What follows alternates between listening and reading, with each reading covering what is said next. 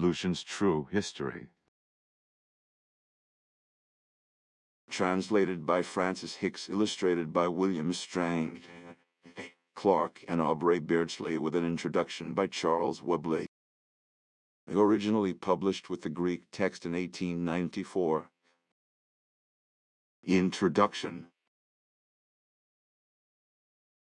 It is a commonplace of criticism that Lucian was the first of the moderns, but in truth he is near to our time, because of all the ancients he is nearest to his own.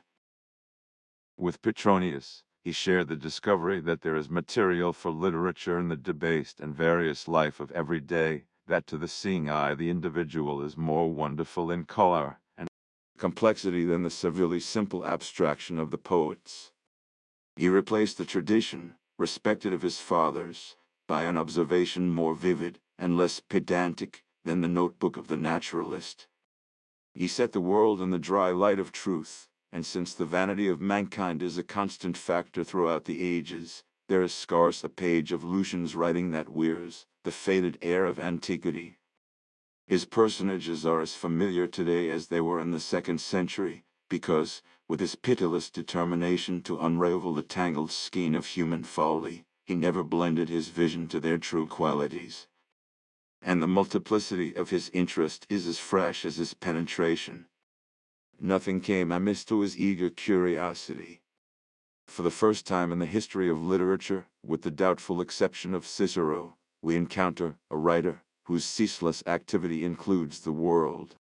While others had declared themselves poets, historians, philosophers, Lucian comes forth as a man of letters.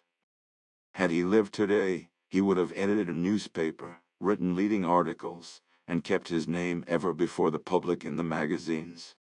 For he possessed the qualities, if he avoided the defects, of the journalist. His phrase had not been worn by constant use to imbecility, his sentences were not marred by the association of commonness, his style was still his own and fit for the expression of a personal view. But he noted such types and incidents as make an immediate, if perennial, appeal, and to study him is to be convinced that literature and journalism are not necessarily divorced. The profession was new, and with the joy of the innovator, Lucian was never tired of inventing new genres. Romance, criticism, satire, he mastered them all. In Toxares and the Ass he proves with what delicacy and restraint he could handle the story. His illumined apprenticeship to a sculptor gave him that taste and feeling for art, which he turned to so admirable an account. He was, in fact, the first of the art critics, and he pursued the craft with an easy unconsciousness of the heritage he bequeathed to the world. True, he is silent concerning the technical practice of the Greeks. True, he leaves us in profound ignorance of the art of Zeuxis, whose secrets he might have revealed, had he been less a man of letters. But he found in painting and sculpture an opportunity for elegance of phrase, and we would forgive 1,000 shortcomings for such inspirations of beauty as the smile of Sosandrotu. In literary criticism, he was on surer ground, and here also he leaves the past behind. His knowledge of Greek poetry was profound. Homer he had by heart, and on every page he proves his sympathies by covert allusion or precise quotation. His treatise concerning the writing of history preserves its force irresistible after 17 centuries, nor has the wisdom of the ages impeached or modified this lucid argument. With a modest wit he compares himself to Diogenes, who, when he saw his fellow citizens busied with the preparations of war, gathered his skirts about him, and fell to rolling his tub up and down. So Lucian, unambitious of writing history, sheltered himself from and was content to provide others with the best of good counsel. Yet such is the irony of accident that, as Lucian's criticism has outlived the masterpieces of Zeuxis, so the historians have snatched an immortality from his censure, and let it be remembered for his glory that he used Thucydides as a scourge wherewith to beat impostors. But matters of so high import did not always engross his humor, and in the illiterate book Player, he satirizes a fashion of the hour and of all time with a courage and brutality which tear the heart out of truth. How intimately does he realize his victim? And how familiar is this same victim in his modern shape? You know the very streets he haunts, you know the very shops wherein he is wont to acquire his foolish treasures. You recognize that not by a single trait is Lucian dishonored his model. In yet another strange instance, Lucian anticipated the journalist of today. Though his disciples know it not, he invented the interview. In that famous visit to the Elysian Fields, which is a purple patch upon his masterpiece, The True History, he went to talk with Homer, the poet, our leisure serving us both well. And he put precisely those questions which the modern hack, notebook in hand, would seek to resolve. First, remembering the 7 cities, he would know of Homer what fatherland claimed him, and when the poet said indeed he was a Babylonian, and among his own countrymen not called Homer, but Tigranes, questioned him about those verses in his books that are disallowed as not of his making. Whereto Homer replied with a proper condemnation of Xenodotus and Aristarchus. And you wonder whether Lucian is chastising his contemporaries or looking with the eye of a prophet into the future. But even more remarkable than his many-colored interest is Lucian's understanding. He was, so to say, a perfect intelligence thrown by accident into an age of superstition and credulity. It is not only that he knew all things, he saw all things in their right relation. If the pagan world had never before been conscious of itself, it had no excuse to harbor illusions after his coming. Pater speaks of the intellectual light he turned upon dim places, and truly, no corner of life escaped the gleam of his lantern. Gods, philosophers, necromancers yielded up their secrets to his enquiry. With pitiless logic he criticized their extravagance and pretension, and actively anticipating the spirit of modern science, he accepted no fact, he subscribed to no theory, which he had not examined with a cold impartiality. Indeed, he was scepticism in human shape, but as the weapon of his destruction is always raillery, as he never takes either himself or his victims with exaggerated seriousness. You may delight in his attack, even though you care not which side wins the battle. His wit was as mordant as Heine's own. Is it fantastical to suggest that Lucian too carried Hebrew blood in his veins? Yet when the onslaught is most unsparing, he is still joyous. For a gay contempt, not a bitter hatred, is the note of his satire. And for the very reason that his scepticism was felt, that it sprang from a close intimacy with the follies of his own time, so it is fresh and familiar to an age that knows not Zeus. Not even the dialogues of the gods are out of date, for if we no longer reverence Olympus, we still blink our eyes at the flash of ridicule. And might not the Philipseudes, that masterly analysis of ghostly terrors, might not Alexander the false prophet, have been written yesterday? And thus we arrive at Lucian's weakness. In spite of its brilliance and flippancy, his scepticism is at times overintelligent. His good sense baffles you by its infallibility. His sanity is so magnificently beyond question that you pray for an interlude of unreason. The sprightliness of his wit, the alertness of his fancy, mitigate the perpetual rightness of his judgment. But it must be confessed that for all his delicate sense of ridicule, he cherished a misguided admiration of the truth. If only he had understood the joy of self-deception, if only he had realized more often, as he realized in the ass, the delight of throwing probability to the winds, we had regarded him with a more constant affection.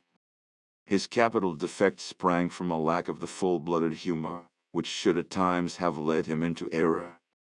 And yet by an irony it was this very love of truth which suggested the true history, that enduring masterpiece of fantasy. Setting out to prove his hatred of other men's lies, he shows himself on the road the greatest liar of them all. The father and founder of all this foolery was Homer's Ulysses. Thus he writes in his preface, confessing that in a spirit of emulation he, but with an honester mind. For this one thing I confidently pronounce for a truth, that I lie.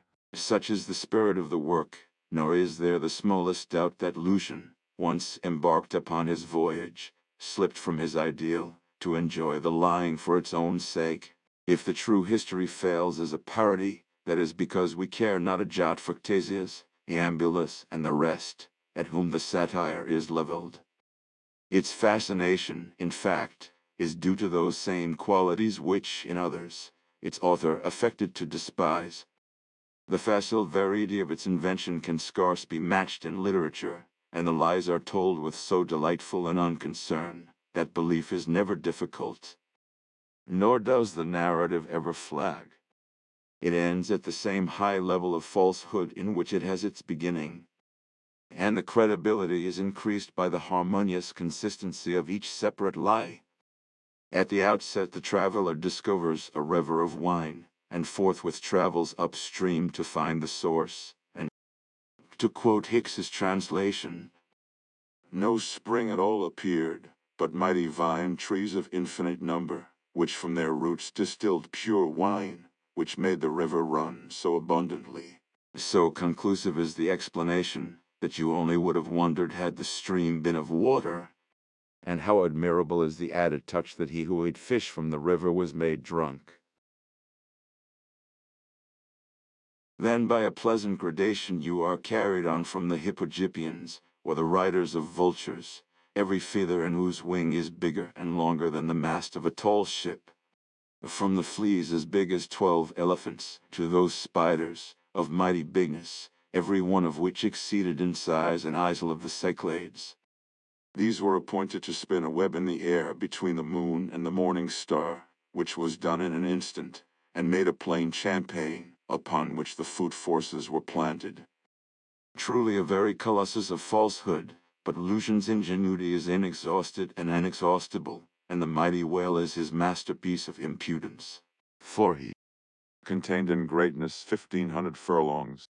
His teeth were taller than beech trees, and when he swallowed the travelers, he showed himself so far superior to Jonah's fish, that ship and all sailed down his throat, and happily he caught not the pygmy shell between his chops.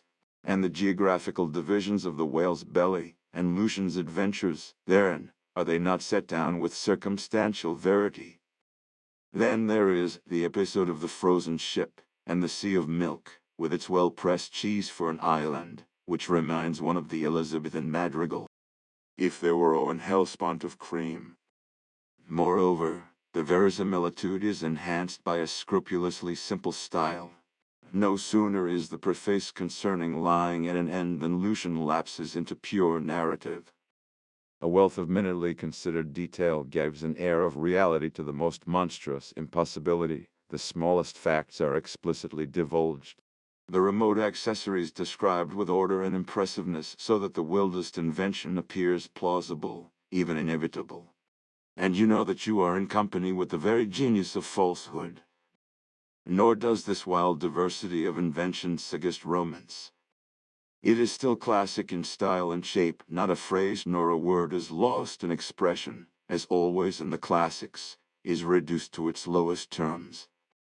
But when the travelers reach the islands of the blessed, the style takes on a color and a beauty which it knew not before.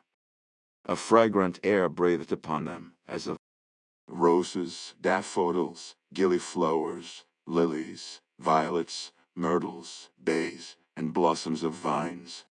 Happy also was the isle to look upon. A still and gentle air compassing the whole country. Where will you find a more vivid impression of elegance and serenity? Or where match the melody of the branches, like the sound of wind instruments in a solitary place? And when the splendor of the city breaks upon you, with its smaragdus, its cinnamon tree, its amethyst, ivory, and beryl, the rich barbarity suggests Solomon's temple, or the city of the Revelation. Its inhabitants are the occasion of infinite jesting, and again does Lucian satirize the philosophers, his dearest foes. Socrates was in danger of being thrust forth by Rhadamanthus, while as for Diogenes the Sinopean, so profoundly was he changed from his old estate, that he had married Lais the harlot. The journey to hell is another excuse to gird at the historians. The severest torments were inflicted, says Lucian, upon Ctesias the Cnidian, Herodotus and many others, which the writer, beholding, was put in great hopes that I should never have anything to do there, for I do not know that ever I spake any untruth in my life. And yet with all his irony, all his scorn, Lucian has ever a side glance at literature. The verse of Homer is constantly upon his lips, and it is from Homer that the gods take their ditties in the Elysian fields. Again, when the traveler visits the city of Nephelococcegia, it is but to think upon the poet Aristophanes. How wise a man he was, and how true a reporter, and how little cause there is to question his fidelity for what he hath written. Such is the work which, itself a masterpiece, has been a pattern and an exemplar unto others. If Utopia and its unnumbered rivals derive from Plato, there is not a single imaginary traveler that is not modeled upon Lucian. The true history was, in effect, the beginning of a new literature. Not only was its framework borrowed, not only was its habit of fantastic names piously imitated, but the disciples, like the master, turned their voyages to the purpose of satire. It was Rabelais who made the first adaptation, for, while Epistemon's descent into hell was certainly suggested by Lucian, Pantagruel's voyage is an ample travesty of the true history. And Lantern Land, the home of the Lycnobe, is but Lycnopolis, Lucian's own city of lights. The 17th century discovered another imitator in Cyrano de Bergerac, whose tepid voyage dans la Lune is interesting merely because it is a link in the chain that unites Lucian with Swift. Yet the book had an immense popularity, and Cyrano's biographer has naught to say of the original traveler, save that he told his story avec beaucoup moins de vraisemblance et de gentillesse d'imagination de Bergerac. An astounding judgment surely, which time has already reversed. And then came Gulliver's Travels, incomparably the greatest descendant of the true history. To what excellent purpose Swift followed his Lucian is proved alike by the amazing probability of his narrative, and the cruelty of his satire. Like Lucian, he professed an unveiled contempt for philosophers and mathematicians. Unlike Lucian, he made his imaginary journey the occasion for a fierce satire upon kings and politicians. But so masterly is the narrative, so convincing the reality of Lilliput and Brobdingnag, that Gulliver retains its hold upon our imagination, though the meaning of its satire is long since blunted. Swift's work came to astonish the world in 1727, and some 14 years later in the century Holberg astonished the wits of Denmark with a satire cast in Lucian's mode. Nicolae Climiater Subterraneum thus ran the title, and from Latin, the book was translated into every known tongue. The city of walking trees, the home of the Pochuans, and many another invention, prove Holberg's debt to the author of the true history. And if the genre is dead today, it is dead because the most intrepid humorist would hesitate to walk in the footsteps of Lemuel Gulliver. Fortunate in his imitators, Lucian has been not wholly unfortunate in his translators. Not even envy could pick a quarrel with Francis Hicks, whose Englishing of the true history is here reprinted. The book appeared, under the auspices of Hicks's son, in 1634, 4 years after the translator's death. Thus it is described on the title page. Certain select dialogues of Lucian together with his true history, translated from the Greek into English by Francis Hicks. Whereunto is added the life of Lucian gathered out of his own writings, with brief notes and illustrations upon each dialogue and book, by Master of Arts of Christ Church in Oxford. Oxford, printed by William Turner. To 1634. Composed with a certain dignity, it is dedicated to the Right Worshipful Dapa, Dean of Christ Church, and Vice-Chancellor of the famous University in Oxford.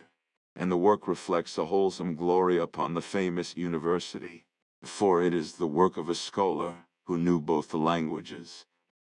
Though his diction lacked the spirit and color which distinguished the splendid versions of North and Holland. He was far more keenly conscious of his original than were those masters of prose. Not only did he, unlike North, translate directly from the Greek, but he followed his original with loyalty and patience. In brief, his Lucian is a miracle of suitability. The close simplicity of Hicks fits the classical restraint of the true history to admiration. As the Greek is a model of narrative, so you cannot read the English version without thinking of the incomparable Hecate. 30 years after the first printing of the translation, Jasper Mayne published his, wherein he added sundry versions of his own to the work already accomplished by Francis Hicks. and in his epistle dedicatory, he discusses the art of translation with an intelligence which proves how intimately he realized the excellent quality of Hicks's version. Thus Jasper Mayne, who would draw a man of a bald head, rumpled forehead, copper nose, pig eyes, and ugly face, draws him not to life, nor doth the business of his art, if he draw him less deformed or ugly than he is, or as he who would draw a fair, amiable lady, limbs with an erring pencil, and draws a libel, not a face, if he gives her not just features and perfections. So in the translation of books, he who makes a dull author elegant and quick, or a sharp, elegant author flat, rustic, rude and dull, by contrary ways, commits the same sin, and cannot be said to translate, but to transform. That is sound sense, and judged by the high standard of Jasper Mayne, Francis Hicks has most valiantly acquitted himself. He was the son of Richard Hicks and Araswever of Barcheston in Warwickshire, and after taking the degree of bachelor in the University of Oxford, which he entered in 1579, at the age of 13, he was diverted, says Thomas, his son, by a country retirement. Henceforth he devoted his life to husbandry and Greek. Besides Lucian, he translated Thucydides and Herodian, the manuscripts of which are said to survive in the library of Christ Church. Possibly it was his long retirement that gave a turn of pedantry to his mind. It was but natural that in his remote garden he should exaggerate the importance of the knowledge acquired in patient solitude. But certain it is that the notes wherewith he decorated his margins are triumphs of an apposite erudition. When Lucian describes the famous cobwebs, each one of which was as big as an island of the Cyclades, Hicks thinks to throw light upon the text with this astonishing irrelevancy. The fable is harmless, nay pleasant, and consonant with the character of the learned recluse. Thus lived Francis Hicks, silent and unknown, until in 1630 he died at a kinsman's house at Sutton in Gloucestershire. And you regret that his glory was merely posthumous. For, pedant as he was, he made known to his countrymen the enemy of all the pedants, and turned a masterpiece of Greek into English as sound and scholarly as is found in any translator of his time. Footnote 2. Lucian's True History. His true history. Even as champions and wrestlers and such as practice the strength and agility of body are not only careful to retain a sound constitution of health, and to hold on their ordinary course of exercise, but sometimes also to recreate themselves with seasonable intermission, and esteem it as a main point of their practice, so I think it necessary for scholars and such as addict themselves to the study of learning, after they have travelled long in the perusal of serious authors, to relax a little the intention of their thoughts, that they may be more apt and able to endure a continued course of study.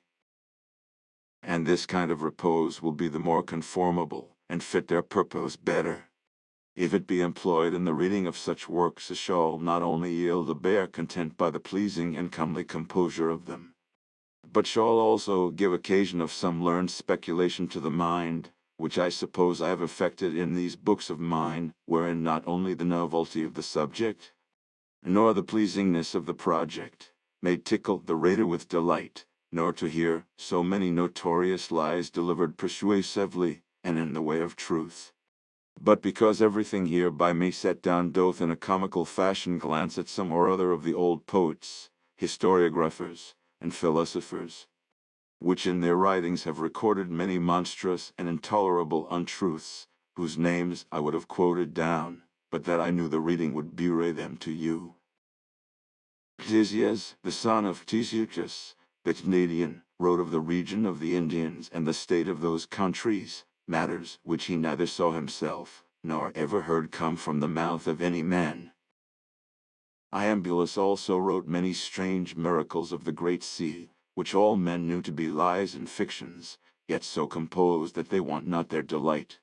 And many others have made choice of the like argument, of which some have published their own travels and peregrinations, wherein they have described the greatness of beasts, the fierce condition of men, with their strange and uncouth manner of life. But the first father and founder of all this foolery was Homer's Ulysses, who tells a long tale to Alcinous of the servitude of the winds, and of wild men with one eye in their foreheads that fed upon raw flesh, of beasts with many heads, and the transformation of his friends by enchanted potions, all which he made the silly fakes believe for great sooth. This coming to my perusal, I could not condemn ordinary men for lying, when I saw it in request amongst them that would be counted philosophical persons, yet could not but wonder at them, that, writing so manifest lies, they should not think to be taken with the manner. And this made me also ambitious to leave some monument of myself behind me, that I might not be the only man exempted from this liberty of lying. And because I had no matter of verity to employ my pen in, for nothing hath befallen me worth the writing, I turned my style to publish untruths, but with an honester mind than others have done. For this one thing I confidently pronounce for a truth, that I lie, and this, I hope, may be an excuse for all the rest, when I confess what I am faulty in. For I write of matters which I neither saw nor suffered, nor heard by report from others, which are in no being, nor possible ever to have a beginning. Let no man therefore in any case give any credit to them. Disentering on a time from the Pillars of Hercules, the wind fitting me well for my purpose, I thrust into the West Ocean. The occasion that moved me to take such a voyage in hand was only a curiosity of mind, a desire of novelties, and a longing to learn out the bounds of the ocean, and what people inhabit the farther shore, for which purpose I made plentiful provision of victuals and fresh water, got 50 companions of the same humor to associate me in my travels, furnished myself with store of munition, gave a round sum of money to an expert pilot that could direct us in our course, and new rigged and repaired a tall ship, strongly to hold a tedious and difficult journey. Thus sailed we forward a day and a night with a prosperous wind, and as long as we had any sight of land, made no great haste on our way. But the next morrow about sun rising the wind blew high, and the waves began to swell, and a darkness fell upon us, so that we could not see to strike our sails, but gave our ship over to the wind and weather. Thus were we tossed in this tempest the space of 19 days together. On the 40th day, the sun upon a sudden brake out, and we descried not far off us an island full of mountains and woods, about the which the seas did not rage so boisterously. For the storm was now reasonably well calmed. There we thrust in and went on shore and cast ourselves upon the ground, and so lay a long time, as utterly tired with our misery at sea. In the end we arose up and divided ourselves. 30 we left to guard our ship, myself and 20 more went to discover the island, and had not gone above 3 furlongs from the sea through a wood. But we saw a brazen pillar erected, whereupon Greek letters were engraven, though now much worn and hard to be discerned, importing, "Thus far travelled Hercules and Bacchus." There were also near unto the place 2 portraitures, cut out in a rock, the one of the quantity of an acre of ground, the other less, which made me imagine the lesser to be Bacchus and the other Hercules, and giving them due adoration, we proceeded on our journey, and far we had not gone, but we came to a river, the stream whereof seemed to run with as rich wine as any is made in Chios, and of a great breadth, in some places able to bear a ship, which made me to give the more credit to the inscription upon the pillar, when I saw such apparent signs of Bacchus's peregrination. We then resolved to travel up the stream to find whence the river-head is original, and when we were come to the head, no spring at all appeared, but mighty great vine-trees of infinite number, which from their roots distilled pure wine, which made the river run so abundantly. The stream was also well stored with fish, of which we took a few, in taste and color much resembling wine.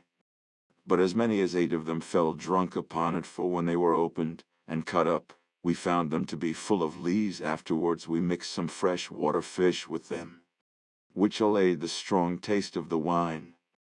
We then crossed the stream, where we found it passable, and came among a world of vines of incredible number, which towards the earth had firm stalks and of a good growth. But the tops of them were women, from the hip upwards, having all their proportion perfect and complete, as painters picture out Daphne, who was turned into a tree when she was overtaken by Apollo. At their fingers' ends sprung out branches full of grapes, and the hair of their heads was nothing else but winding wires and leaves, and clusters of grapes.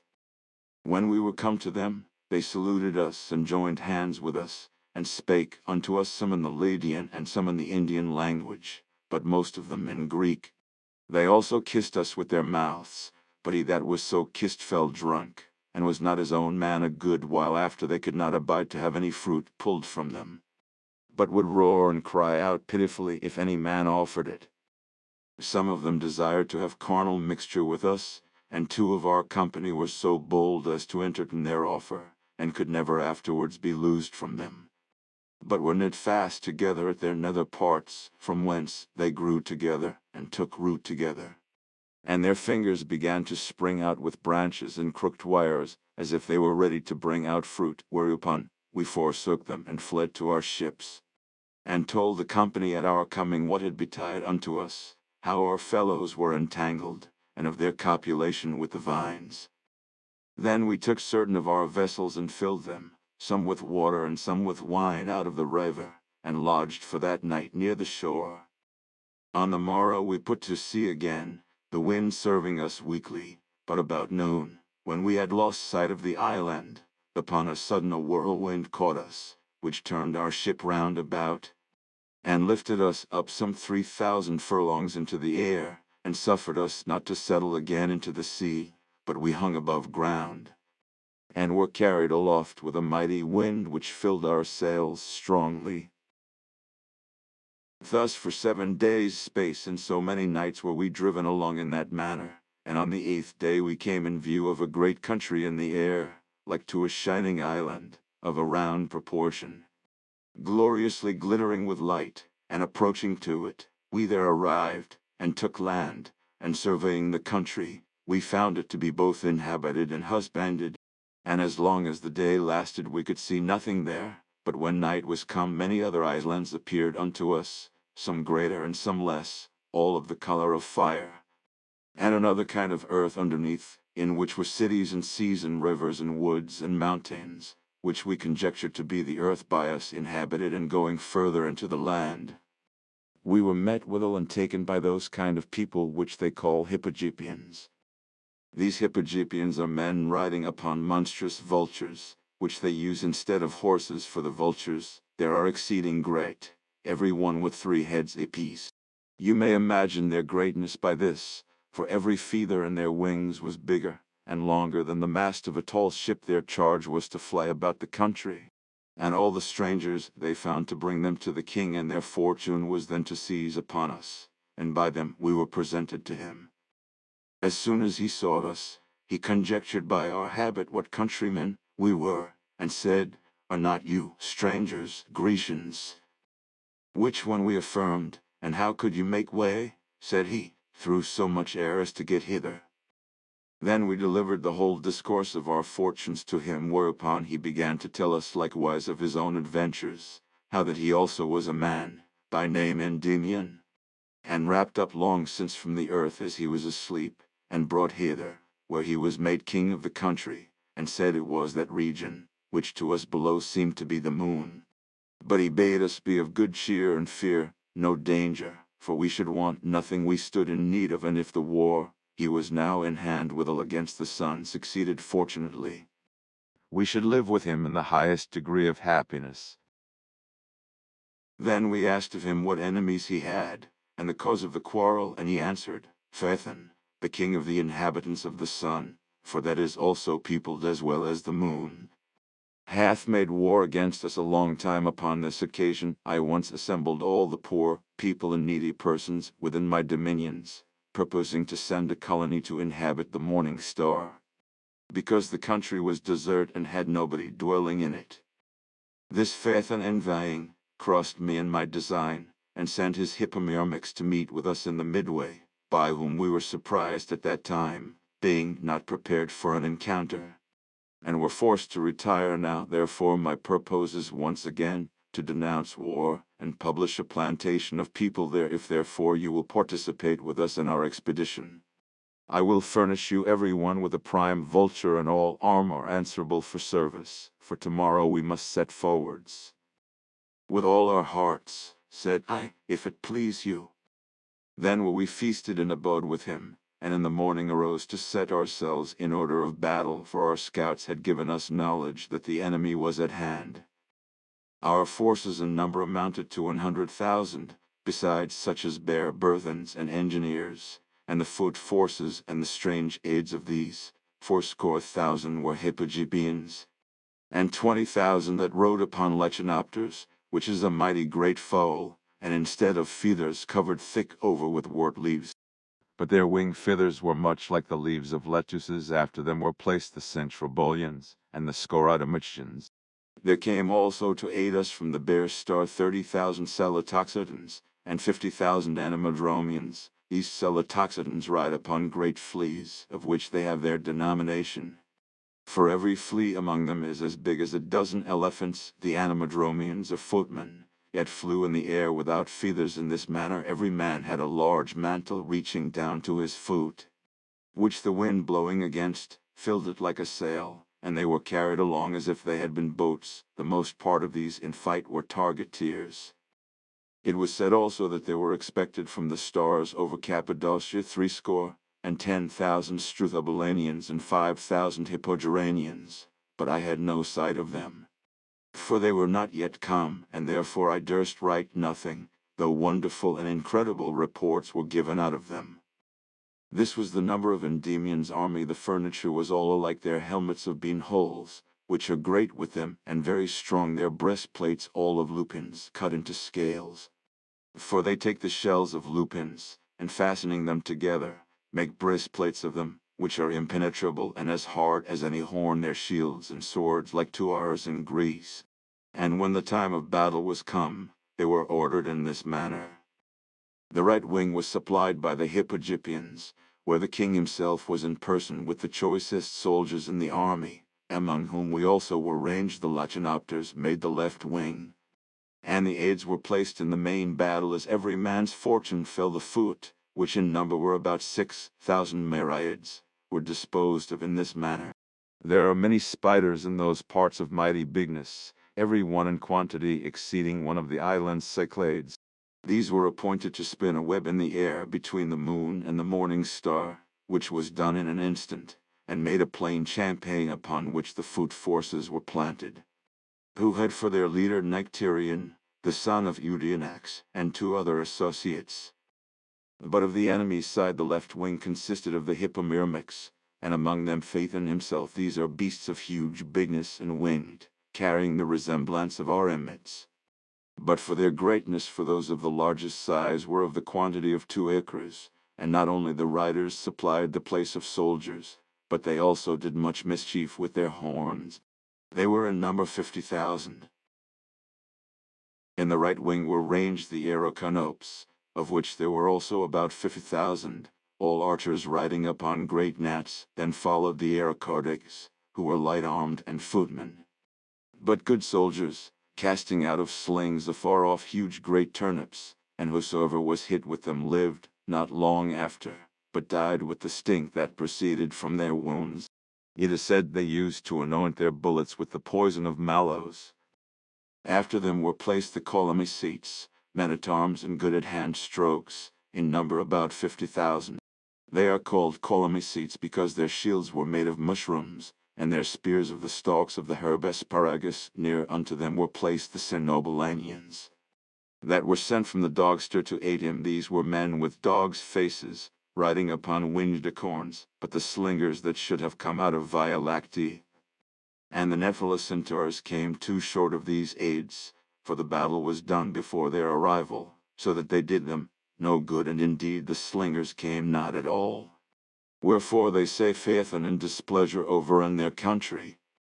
These were the forces that Phaethon brought into the field, and when they were joined in battle, after the signal was given, and when the asses on either side had brayed, for these are to them instead of trumpets, the fight began, and the left wing of the Heliodans, or Sun soldiers, fled presently, and would not abide to receive the charge of the Hippogypians, but turned their backs immediately, and many were put to the sword, but the right wing of theirs were too hard for our left wing, and drove them back till they came to our footmen, who joining with them, made the enemies there also turn their backs and fly, especially when they found their own left wing to be overthrown.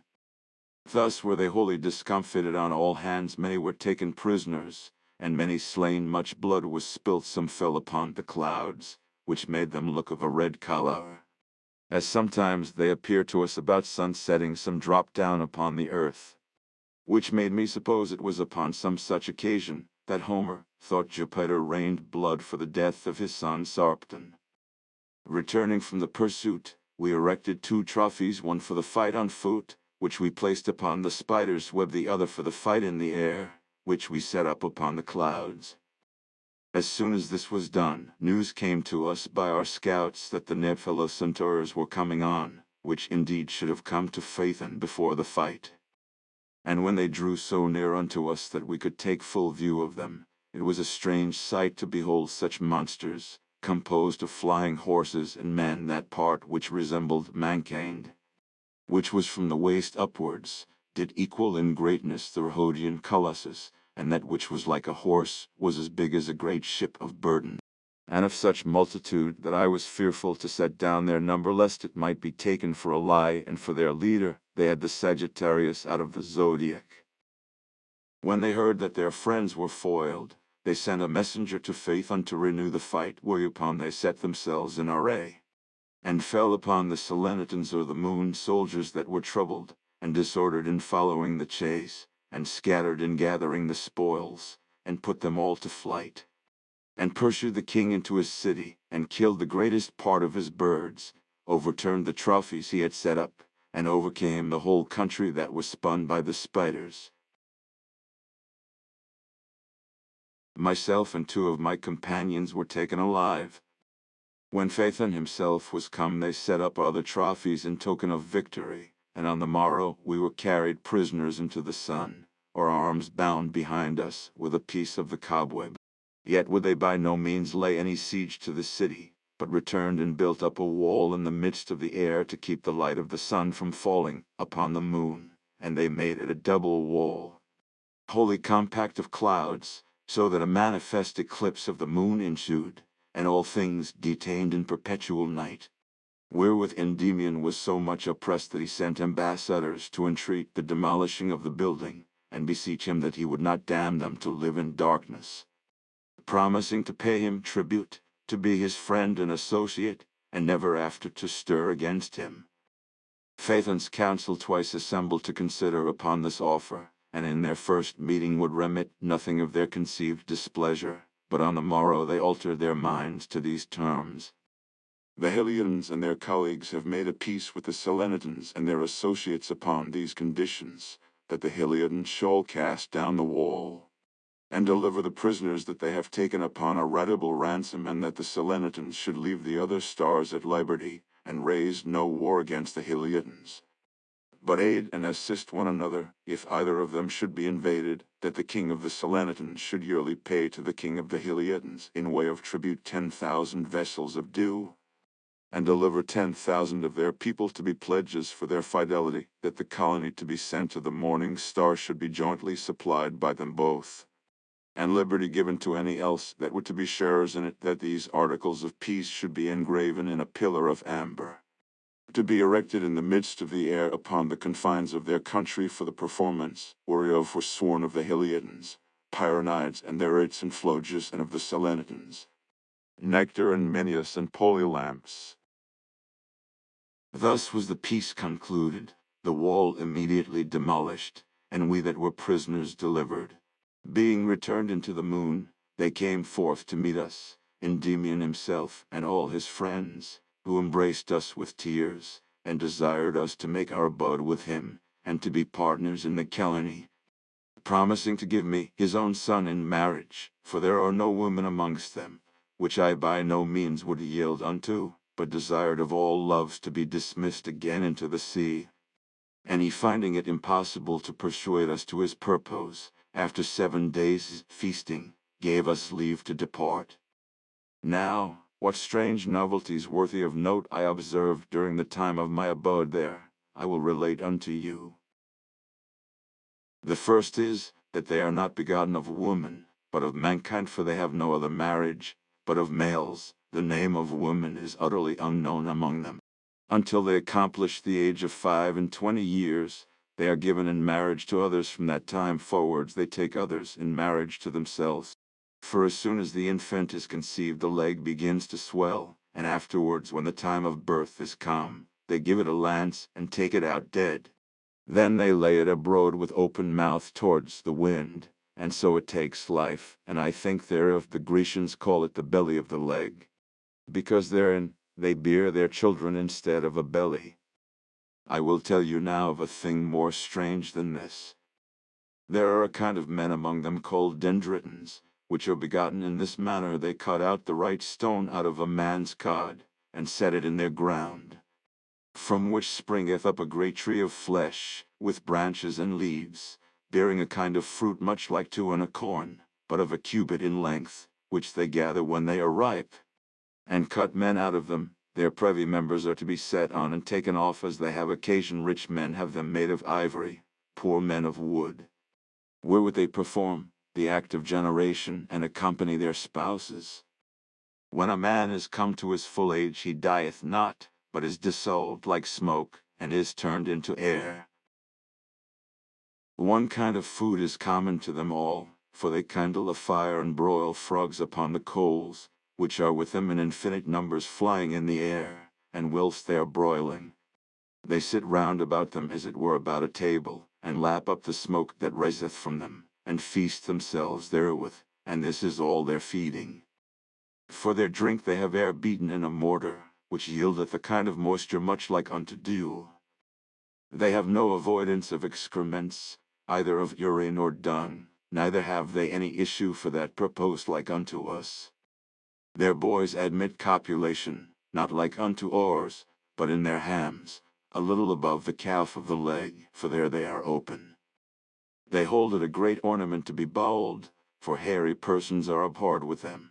And yet among the stars that are comets it is thought commendable, as some that have travelled those coasts reported unto us. Such beards as they have are growing a little above their knees. They have no nails on their feet, for their whole foot is all but one toe. Every one of them at the point of his rump hath a long colewort growing out instead of a tail, always green and flourishing, which though a man fall upon his back, cannot be broken. The dropping of their noses is more sweet than honey. When they labour or exercise themselves, they anoint their body with milk, whereinto if a little of that honey chance to drop, it will be turned into cheese. They make very fat oil of their beans, and of as delicate a savour as any sweet ointment. They have many vines in those parts, which yield them but water, for the grapes that hang upon the clusters are like our hailstones. And I verily think that when the vines there are shaken with a strong wind, there falls a storm of hail amongst us by the breaking down of those kind of berries. Their bellies stand them instead of satchels to put in their necessaries, which they may open and shut at their pleasure, for they have neither liver nor any kind of entrails. Only they are rough and hairy within, so that when their young children are cold, they may be enclosed therein to keep them warm. The rich men have garments of glass, very soft and delicate, the poorer sort of brass woven, whereof they have great plenty, which they enseam with water to make it fit for the workmen, as we do our wool. If I should write what manner of eyes they have, I doubt I should be taken for a liar in publishing a matter so incredible, yet I cannot choose but tell it. For they have eyes to take in and out as please themselves, and when a man is so disposed, he may take them out and lay them by till he have occasion to use them, and then put them in and see again. Many, when they have lost their own eyes, borrow of others, for the rich have many lying by them. Their ears are all made of the leaves of plant trees, excepting those that come of acorns, for they only have them made of wood. I saw also another strange thing in the same court, a mighty great glass lying upon the top of a pit of no great depth, whereinto, if any man descend, he shall hear everything that is spoken upon the earth. If he but look into the glass, he shall see all cities and all nations, as well as if he were among them. There had I the sight of all my friends and the whole country about. Whether they saw me or not I cannot tell, but if they believe it not to be so, let them take the pains to go thither themselves, and they shall find my words true. Then we took our leaves of the king and such as were near him, and took shipping and departed, at which time Endymion bestowed upon me 2 mantles made of their glass, and 5 of brass, with a complete armor of those shells of lupins, all which I left behind me in the whale, and sent with us 1,000 of his Hippogypians to conduct us 500 furlongs on our way. In our course we coasted many other countries, and lastly arrived at the Morning Star, now newly inhabited, where we landed and took in fresh water. From thence we entered the Zodiac, passing by the sun, and, leaving it on our right hand, took our course near unto the shore, but landed not in the country, though our company did much desire it, for the wind would not give us leave. But we saw it was a flourishing region, fat and well watered, abounding with all delights. But the Nephelocentaurs, espying us, who were mercenary soldiers to Phaethon, made to our ship as fast as they could, and finding us to be friends, said no more unto us, for our Hippogypians were departed before. Then we made forwards all the next night and day, and about eventide following we came to a city called Lycnopolis, still holding on our course downwards. This city is seated in the air between the Pleiades and the Hyades, somewhat lower than the Zodiac, and arriving there, not a man was to be seen, but lights in great numbers running to and fro, which were employed, some in the market-place, and some about the haven, of which many were little, and as a man may say, but poor things. Some again were great and mighty, exceeding glorious and resplendent, and there were places of receipt for them all. Every one had his name as well as men, and we did hear them speak. These did us no harm, but invited us to feast with them, yet we were so fearful, that we durst neither eat nor sleep as long as we were there. Their court of justice standeth in the midst of the city, where the governor sitteth all the night long, calling every one by name, and he that answereth not is adjudged to die, as if he had forsaken his ranks. Their death is to be quenched. We also, standing amongst them, saw what was done, and heard what answers the lights made for themselves, and the reasons they alleged for tarrying so long there. We also knew our own light, and spake unto it, and questioned it of our affairs at home, and how all did there, which related everything unto us.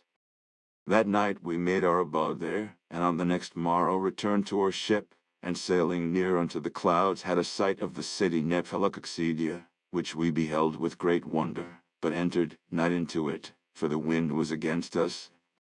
The king thereof was Coronus, the son of Cautifon, and I could not choose but think upon the poet Aristophanes, how wise a man he was, and how true a reporter, and how little cause there is to question his fidelity for what he hath written. The third after, the ocean appeared plainly unto us, though we could see no land, but what was in the air, and those countries also seemed to be fiery and of a glittering color.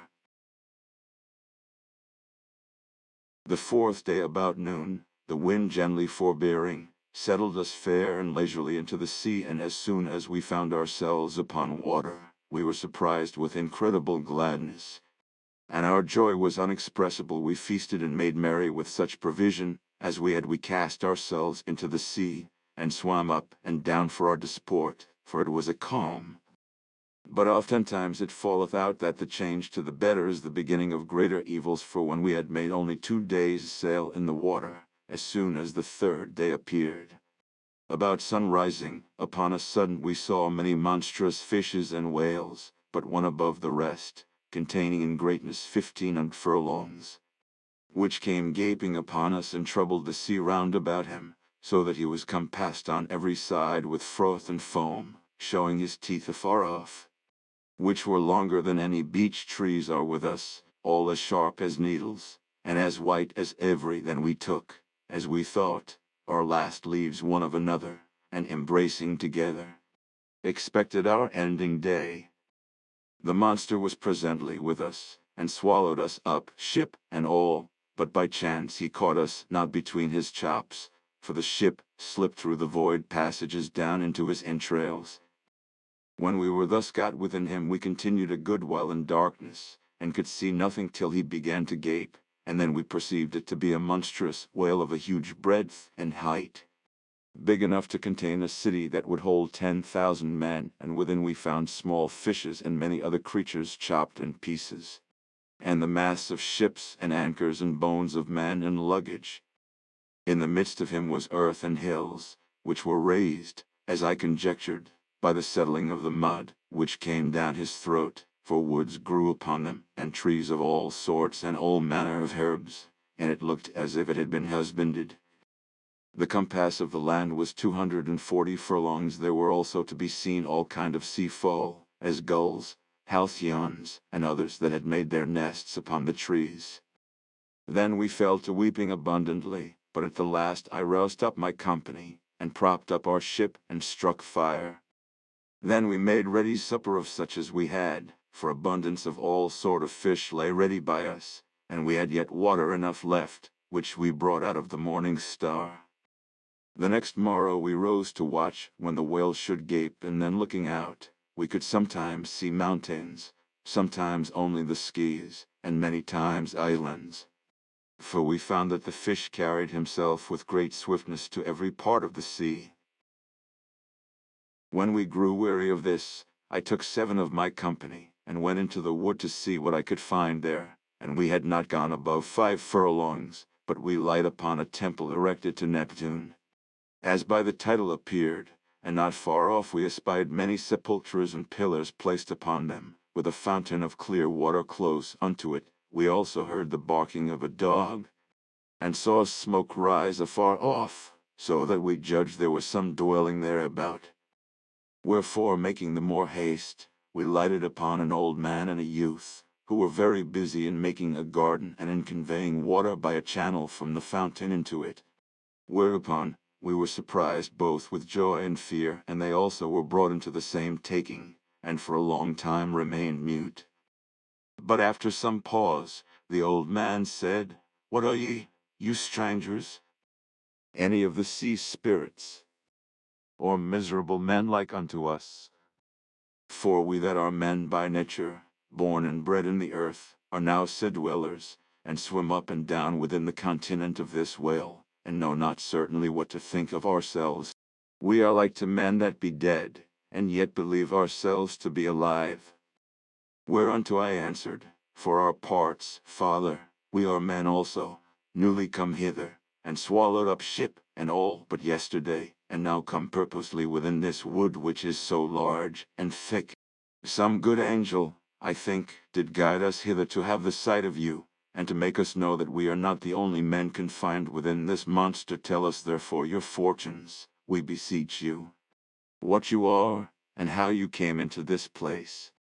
But he answered, "You shall not hear a word from me, nor ask any more questions until you have taken part of such viands as we are able to afford you." So he took us and brought us into his house, which was sufficient to serve his turn. His pallets were prepared, and all things else made ready. Then he set before us herbs and nuts and fish, and filled out of his own wine unto us, and when we were sufficiently satisfied, he then demanded of us what fortunes we had endured. And I related all things to him in order that had betide unto us, the tempest, the passages in the island, our navigation in the air, our war, and all the rest, even till our diving into the whale. Whereat he wondered exceedingly, and began to deliver also what had befallen to him, and said, By lineage, O ye strangers, I am of the isle Cyprus, and travelling from mine own country as a merchant. With this my son you see here, and many other friends with me, made a voyage for Italy in a great ship full fraught with merchandise, which perhaps you have seen broken in pieces in the mouth of the whale. We sailed with fair weather till we were as far as Sicily, but there we were overtaken with such a boisterous storm that the third day we were driven into the ocean, where it was our fortune to meet with this whale, which swallowed us all up, and only we two escaped with our lives, all the rest perished, whom we have here buried and built a temple to Neptune. Ever since we have continued this course of life, planting herbs and feeding upon fish and nuts. Here is wood enough, you see, and plenty of vines which yield most delicate wine. We have also a well of excellent cool water, which it may be you have seen. We make our beds of the leaves of trees, and burn as much wood as we will. We chase after the birds that fly about us, and go out upon the gills of the monster to catch after live fishes. Here we bathe ourselves when we are disposed, for we have a lake of salt water not far off, about some 20 furlongs in compass, full of sundry sorts of fish, in which we swim and sail upon it in a little boat of mine own making. This is the 27th year of our drowning, and with all this we might be well enough contented if our neighbors and borderers about us were not perverse and troublesome, altogether insociable, and of stern condition. Is it so, indeed, said I, that there should be any within the whale but yourselves? Many, said he, and such as are unreconcilable towards strangers, and of monstrous and deformed proportions.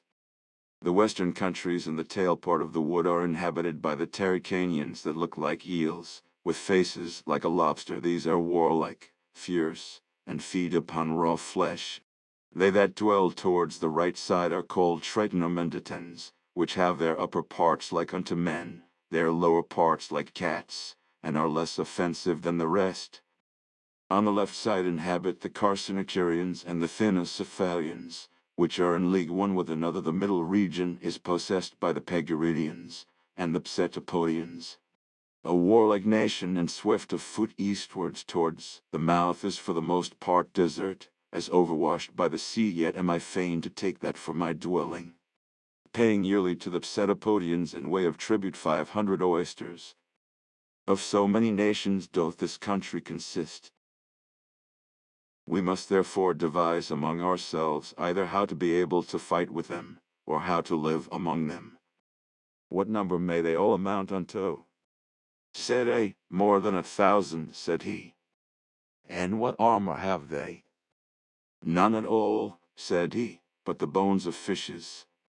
Then we're at our best course, said I, to encounter them, being provided as we are, and they without weapons. For if we prove too hard for them we shall afterward live out of fear. This we concluded upon, and went to our ship to furnish ourselves with arms. The occasion of war we gave by non-payment of tribute, which then was due, for they sent their messengers to demand it, to whom he gave a harsh and scornful answer, and sent them packing with their errant. But the Psetapodians and Paguridians, taking it ill at the hands of Cyntharus, for so was the man named, came against us with great tumult, and we, suspecting what they would do, stood upon our guard to wait for them, and laid 25 of our men in ambush, commanding them as soon as the enemy was passed by to set upon them, who did so, and arose out of their ambush, and fell upon the rear. We also being 25 in number, for Cyntharus and his son were marshalled among us, advanced to meet with them, and encountered them with great courage and strength. But in the end, we put them to flight, and pursued them to their very dens. Of the enemies were slain 160, and but one of us besides Trigles, our pilot, who was thrust through the back with a fish's rib. All that day following, and the night after, we lodged in our trenches, and set on end a dry backbone of a dolphin instead of a trophy. The next morrow the rest of the country people, perceiving what had happened, came to assault us. The Territorians were ranged in the right wing, with Pelamus, their captain. The Thinocephalians were placed in the left wing. The Carcinotirians made up the main battle. For the Tritonomenditans stirred not, neither would they join with either part. About the temple of Neptune we met with them, and joined fight with a great cry, which was answered with an echo out of the whale as if it had been out of a cave, but we soon put them to flight, being naked people, and chased them into the wood, making ourselves masters of the country. Soon after they sent ambassadors to us to crave the bodies of the dead and to treat upon conditions of peace, but we had no purpose to hold friendship with them, but set upon them the next day and put them all to the sword except the Tritonomenditans, who, seeing how it fared with the rest of their fellows, fled away through the gills of the fish, and cast themselves into the sea. Then we travelled all the country over, which now was desert, and dwelt there afterwards without fear of enemies, spending the time in exercise of the body, and in hunting, in planting vineyards and gathering fruit of the trees, like such men as live delicately, and have the world at will, in a spacious and unavoidable prison. This kind of life led we for a year and 8 months, but when the 5th day of the 9th month was come, about the time of the second opening of his mouth, for so the well did once every hour, whereby we conjectured how the hours went away, I say about the second opening, upon a sudden we heard a great cry, and a mighty noise like the calls of mariners and the stirring of oars, which troubled us not a little. Wherefore we crept up to the very mouth of the fish, and standing within his teeth, saw the strangest sight that ever I beheld. Men of monstrous greatness, half a furlong in stature, sailing upon mighty great islands, as if they were upon shipboard. I know you will think this smells like a lie, but yet you shall have it. The islands were of a good length indeed, but not very high, containing about 100 furlongs in compass. Every one of these carried of those kind of men 28, of which some sat on either side of the island and rowed in their course with great cypress trees, branches, leaves and all, instead of oars. On the stern or hinder part, as I take it, stood the governor, upon a high hill, with a brazen rudder of a furlong in length in his hand. On the forepart stood 40 such fellows as those, armed for the fight, resembling men in all points but in their hair, which was all fire and burned clearly, so that they needed no helmets.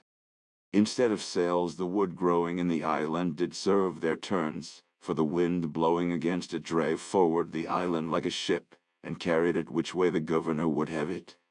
For they had pilots to direct them, and were as nimble to be stirred with oars as any long boat. At the first we had the sight but of 2 or 3 of them. Afterwards appeared no less than 600, which, dividing themselves in 2 parts, prepared for encounter, in which many of them by meeting with their barks together were broken in pieces, many were turned over and drowned. They that closed fought lustily, and would not easily be parted. For the soldiers in the front showed a great deal of valor, entering one upon another, and killed all they could, for none were taken prisoners. Instead of iron grapples they had mighty great polypodes fast tied, which they cast at the other, and if they once laid hold on the wood, they made the isles sure enough for stirring. They darted and wounded one another with oysters that would fill a wain, and sponges as big as an acre. The leader on the one side was Olocentorus, and of the other the Lassipotes. The quarrel, as it seems, grew about taking a booty, for they said that the Lassipotes drave away many flocks of dolphins that belonged to Olocentorus, as we heard by their clamors one to another, and calling upon the names of their kings. But Olocentorus had the better of the day, and sunk 150 of the enemy's islands, and 3 they took with the men and all. The rest withdrew themselves and fled, whom the other pursued, but not far, because it grew towards evening, but returned to those that were wrecked and broken, which they also recovered for the most part, and took their own away with them. For on their part there were no less than 80 islands drowned. Then they erected a trophy for a monument of this island fight, and fastened one of the enemy's islands with a stake upon the head of the whale. That night they lodged close by the beast, casting their cables about him, and anchored near unto him. Their anchors are huge and great, made of glass, but of a wonderful strength. The morrow after, when they had sacrificed upon the top of the whale, and there buried their dead, they sailed away, with great triumph and songs of victory. And this was the manner of the island's fight. Lucian. His true history. The second book. Upon this we began to be weary of our abode in the whale, and our tarriance there did much trouble us. We therefore set all our wits a work to find out some means or other to clear us from our captivity. First, we thought it would do well to dig a hole through his right side and make our escape that way forth, which we began to labor at lustily, but after we had pierced him 5 furlongs deep, and found it was to no purpose, we gave it over. Then we devised to set the wood on fire, for that would certainly kill him without all question, and being once dead, our issue would be easy enough. This we also put in practice, and began our project at the tail end, which burnt 7 days and as many nights before he had any feeling of our fireworks. Upon the 8th and 9th days we perceived he began to grow sickly, for he gaped more dully than he was wont to do, and sooner closed his mouth again. The 10th and 11th he was thoroughly mortified, and began to stink. Upon the 12th day we bethought ourselves, though almost too late, that unless we underpropped his chops when he gaped next to keep them from closing, we should be in danger of perpetual imprisonment within his dead carcase, and there miserably perish. We therefore pitched long beams of timber upright within his mouth to keep it from shutting, and then made our ship in a readiness, and provided ourselves with store of fresh water, and all other things necessary for our use, Cyntharus taking upon him to be our pilot, and the next morrow the whale died.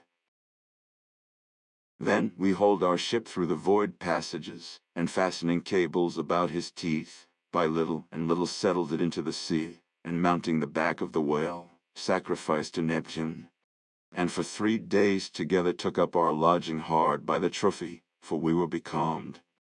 The 4th day we put to sea, and met with many dead corpses that perished in the late sea fight, which our ship hit against, whose bodies we took measure of with great admiration, and sailed for a few days in very temperate weather. But after that the north wind blew so bitterly that a great frost ensued, wherewith the whole sea was all frozen up, not only superficially upon the upper part, but in depth also, the depth of 400 fathoms, so that we were fain to forsake our ship and run upon the ice. The wind sitting long in this corner, and we not able to endure it, put this device in practice, which was the invention of Cyntharus. With mattocks and other instruments we made a mighty cave in the water, wherein we sheltered ourselves 40 days together. In it we kindled fire, and fed upon fish, of which we found great plenty in our digging. At the last, our provision falling short, we returned to our frozen ship, which we set upright, and spreading her sails, went forward, as well as if we had been upon water, leisurely and gently sliding upon the ice. But on the 5th day the weather grew warm, and the frost brake, and all was turned to water again. We had not sailed 300 furlongs forwards, but we came to a little island that was desert, where we only took in fresh water, which now began to fail us, and with our shot killed 2 wild bulls, and so departed. These bulls have their horns growing not upon their heads, but under their eyes, as Momus thought it better. Then we entered into a sea, not of water, but of milk, in which appeared a white island full of vines. This island was only a great cheese well pressed, as we afterwards found when we fed upon it, about some 25 furlongs in bigness. The vines were full of clusters of grapes, out of which we could crush no wine, but only milk. In the midst of the island there was a temple built dedicated to Galatea, one of the daughters of Nereus, as by the inscription appeared.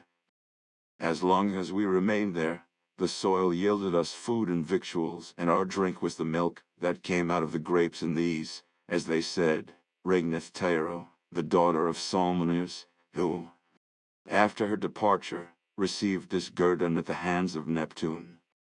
In this island we rested ourselves 5 days, and on the 6th put to sea again, a gentle gale attending us, and the seas all still and quiet. The 8th day, as we sailed onward, not in milk any longer, but in salt and azure water, we saw many men running upon the sea, like unto us every way forth, both in shape and stature, but only for their feet, which were of cork, whereupon, I suppose, they had the name of Philippodes. We marveled much when we saw they did not sink, but keep above water, and travel upon it so boldly. These came unto us, and saluted us in the Grecian language, and said they were bound towards Philo, their own country, and for a while ran along by us, but at last turned their own way and left us, wishing us a happy and prosperous voyage. Within a while after many islands appeared, and near unto them, upon our left hand, stood Philo, the place whereunto they were travelling, which was a city seated upon a mighty great and round cork. Further off, and more towards the right hand, we saw 5 other islands, large and mountainous, in which much fire was burning, but directly before us was a spacious flat island, distant from us, not above 500 furlongs, and approaching somewhat near unto it. A wonderful fragrant air breathed upon us, of a most sweet and delicate smell, such as Herodotus, the story writer, saith ariseth out of Arabia, the happy, consisting of a mixture of roses, daffodils, gilliflowers, lilies, violets, myrtles, bays, and blossoms of vines. Such a dainty odoriferous savor was conveyed unto us. Being delighted with this smell, and hoping for better fortunes after our long labors, we got within a little of the isle, in which we found many havens on every side, not subject to overflowing, and yet of great capacity, and rivers of clear water emptying themselves easily into the sea, with meadows and herbs and musical birds, some singing upon the shore, and many upon the branches of trees, a still and gentle air compassing the whole country. When pleasant blasts gently stirred the woods, the motion of the branches made a continual delightsome melody, like the sound of wind instruments in a solitary place. A kind of clamor also was heard mixed with it, yet not tumultuous nor offensive, but like the noise of a banquet, when some do play on wind instruments, some commend the music, and some with their hands applaud the pipe, or the harp. All which yielded us so great content that we boldly entered the haven, made fast our ship, and landed, leaving in her only Cyntharas and 2 more of our companions behind us. Passing along through a sweet meadow we met with the guards that used to sail about the island, who took us and bound us with garlands of roses, which are the strictest bands they have, to be carried to their governor. From them we heard, as we were upon the way, that it was the island of those that are called blessed, and that Rhadamanthus was governor there, to whom we were brought and placed the 4th in order of them that were to be judged. The first trial was about Ajax, the son of Telamon, whether he were a meet man to be admitted into the society of the heroes or not. The objections against him were his madness and the killing of himself, and after long pleading to and fro, Rhadamanthus gave this sentence, that for the present he should be put to Hippocrates, the physician of Cos, to be purged with Hellebores, and upon the recovery of his wits to have admittance. The second was a controversy of love, Theseus and Menelaus contending which had the better right to Helen, but Rhadamanthus gave judgment on Menelaus' side, in respect of the manifold labors and perils he had incurred for that marriage's sake, whereas Theseus had wives enough beside to live withal as the Amazon, and the daughters of Minos. The third was a question of precedency between Alexander, the son of Philip, and Hannibal, the Carthaginian, in which Alexander was preferred, and his throne placed next to the elder Cyrus, the Persian. In the 4th place we appeared, and he demanded of us, what reason we had, being living men, to take land in that sacred country, and we told him all our adventures in order, as they befell us. Then he commanded us to stand aside, and considering upon it a great while, in the end proposed it to the benchers, which were many, and among them Aristides the Athenian, surnamed the Just. And when he was provided what sentence to deliver, he said that for our busy curiosity and needless travels we should be accountable after our death, but for the present we should have a time limited for our abode, during which we should feast with the heroes, and then depart, prefixing us 7 months' liberty to conclude our Territorians, and no more. Then our garlands fell off from us of themselves, and we were set loose and led into the city to feast with the blessed. The city was all of gold, compassed with a wall made of the precious stone smaragdus, which had 7 gates, every one cut out of a whole piece of timber of cinnamon tree. The pavement of the city and all the ground within the walls was ivory. The temples of all the gods are built of beryl, with large altars made all of one whole amethyst, upon which they offer their sacrifices. About the city runneth a river of most excellent sweet ointment, in breadth 100 cubits of the larger measure, and so deep that a man may swim in it with ease. For their baths they have great houses of glass, which they warm with cinnamon, and their bathing tubs are filled with warm dew instead of water. Their only garments are cobwebs of purple color, neither have they any bodies, but are intactile and without flesh, a mere shape and presentation only. In being thus bodiless, they yet stand, and are moved, are intelligent, and can speak, and their naked soul seemeth to wander up and down in a corporal likeness. For if a man touch them not, he cannot say otherwise, but that they have bodies, altogether like shadows, standing upright, and not, as they are, of a dark color. No man waxeth any older there than he was before, but of what age he comes thither, so he continues. Neither is there any night with them, nor indeed clear day, but like the twilight towards morning before the sun be up, such a kind of light do they live in. They know but one season of the year, which is the spring, and feel no other wind but Zephyrus. The region flourisheth with all sorts of flowers, and with all pleasing plants fit for shade. Their vines bear fruit 12 times a year, every month once. Their pomegranate trees, their apple trees, and their other fruit, they say, bear 13 times in the year, for in the month called Minas they bear twice. Instead of wheat their ears bear them loaves of bread ready baked, like unto mushrooms. About the city are 365 wells of water, and as many of honey, and 500 of sweet ointment, for they are less than the other. They have 7 rivers of milk and 8 of wine. They keep their feast without the city in a field called Elysium, which is a most pleasant meadow, environed with woods of all sorts, so thick that they serve for a shade to all that are invited, who sit upon beds of flowers, and are waited upon, and have everything brought unto them by the winds, unless it be to have the wine filled, and that there is no need of. For about the banqueting place are mighty great trees growing of clear and pure glass, and the fruit of those trees are drinking cups, and other kind of vessels of what fashion or greatness you will. And every man that comes to the feast gathers 1 or 2 of those cups, and sets them before him, which will be full of wine presently, and then they drink. Instead of garlands, the nightingales and other musical birds gather flowers with their beaks out of the meadows adjoining, and flying over their heads with chirping notes scatter them among them. They are anointed with sweet ointment. In this manner sundry clouds draw that unguent out of the fountains and the rivers, which settling over the heads of them that are at the banquet, the least blast of wind makes a small rain fall upon them, like unto a dew. After supper they spend the time in music and singing their ditties that are in most request. They take out of Homer's verses, who is there present himself and feasteth among them.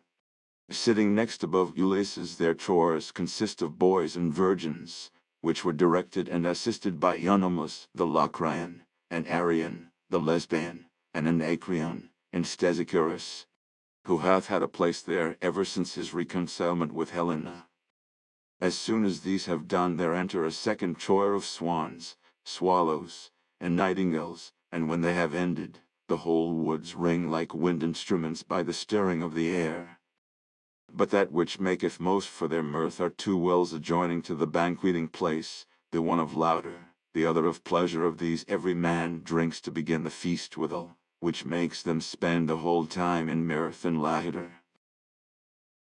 I will also relate unto you what famous men I saw in that association. There were all the demigods, and all that fought against Troy, excepting Ajax, the Locrian. He only, they told me, was tormented in the region of the unrighteous. Of barbarians there was the elder and the younger Cyrus, and Anacharsis the Scythian, Zamoxis the Thracian, and Numa the Italian. There was also Lycurgus the Lacedaemonian, and Phocion and Tellus the Athenians, and all the wise men, unless it were Periander. I also saw Socrates, the son of Sophroniscus, prattling with Nestor and Palamedes, and close by him stood Hyacinthus the Lacedaemonian, and the gallant Narcissus and Hylas, and other beautiful and lovely youths. And for aught I could gather by him, he was far in love with Hyacinthus, for he discoursed with him more than all the rest, for which cause, they said, Rhadamanthus was offended at him, and often threatened to thrust him out of the island if he continued to play the fool in that fashion, and not give over his idle manner of jesting, when he was at their banquet. Only Plato was not present, for they said he dwelled in a city framed by himself, observing the same rule of government and laws as he had prescribed for them to live under. Aristippus and Epicurus are prime men amongst them, because they are the most jovial good fellows and the best companions. Diogenes the Cenopian was so far altered from the man he was before that he married with Lais the harlot, and was many times so drunk that he would rise and dance about the room as a man out of his senses. Aesop the Phrygian served them for a jester. There was not one Stoic in company, but were still busied in ascending the height of Virtue's hill. And of Chrysippus we heard that it was not lawful for him by any means to touch upon the island, until he have the fourth time purged himself with Helleboris. The academics, they say, were willing enough to come, but that they yet are doubtful and in suspense, and cannot comprehend how there should be any such island. But indeed, I think, they were fearful to come to be judged by Rhadamanthus, because themselves have abolished all kind of judgment. Yet many of them, they say, had a desire, and would follow after those that were coming hither, but were so slothful as to give it over because they were not comprehensive, and therefore turned back in the midst of their way. These were all the men of note that I saw there, and amongst them all Achilles was held to be the best man, and next to him Theseus.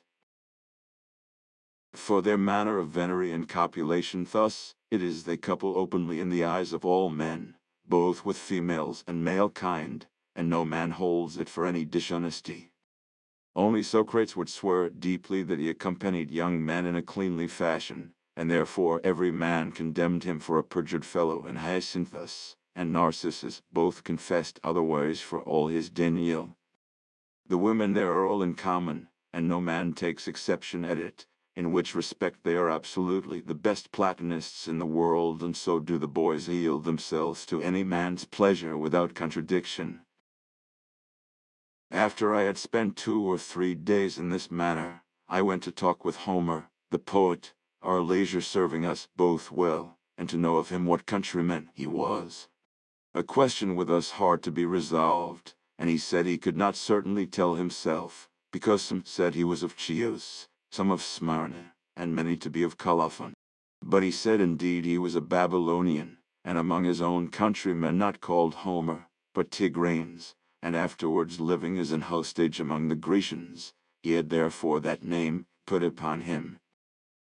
Then I questioned him about those verses in his books that are disallowed as not of his making, whether they were written by him or not, and he told me they were all his own, much condemning Zenodotus and Aristarchus, the grammarians, for their weakness in judgment. When he had satisfied me in this, I asked him again why he began the first verse of his poem with anger, and he told me it fell out so by chance, not upon any premeditation. I also desired to know of him whether he wrote his Odysseys before his Iliads, as many men do hold, but he said it was not so. As for his blindness which is charged upon him, I soon found it was far otherwise, and perceived it so plainly that I needed not to question him about it. Thus was I used to do many days when I found him idle, and would go to him, and ask him many questions, which he would give me answer to very freely, especially when we talked of a trial he had in the court of justice, wherein he got the better.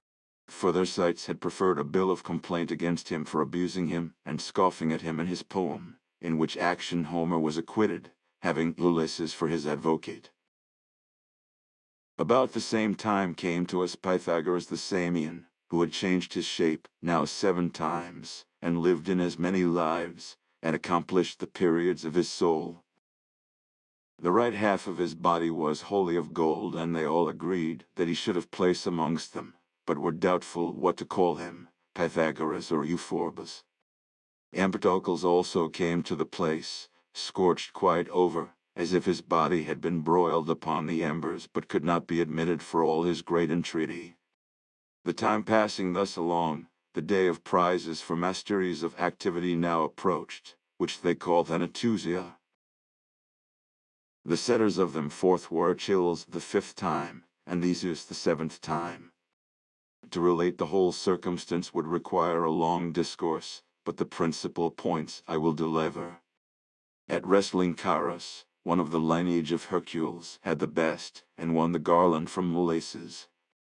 The fight with fists was equal between Arius the Egyptian, who was buried at Corinth, and Epius, that combated for it.